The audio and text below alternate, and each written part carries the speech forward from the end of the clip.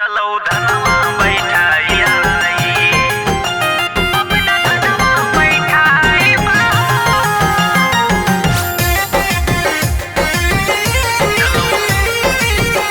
चलो बैठे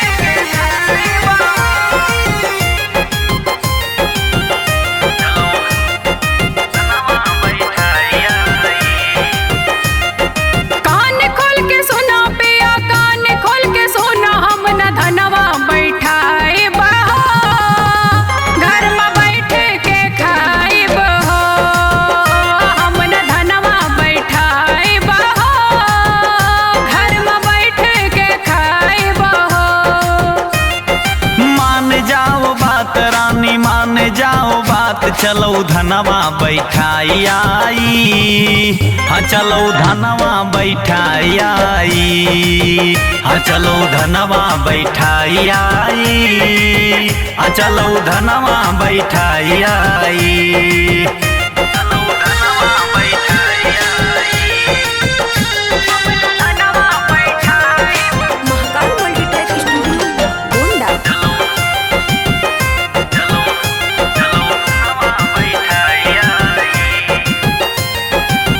बैठ जाई दियो धान रनिया, काली साड़ी दिलाई देहबो। ली हो तिलकिया मगाड़ी, गोदरेज पीरी जयला मारी। सब कुछ तू है लाई देबे, जरूरी भी है खेती बाड़ी। अरे घरों काम करो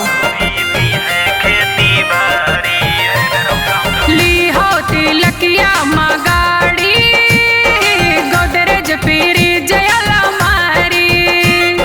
सब कुछ तू है लाई देबे, जरूरी भी है खेती बाड़ी।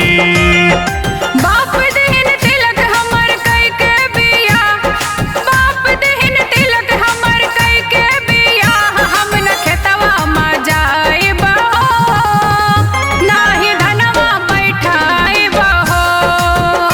चलो धनवा बैठाई आई। चलो धनवा बैठाई आई।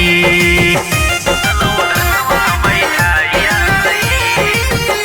चलो धनवा बैठाई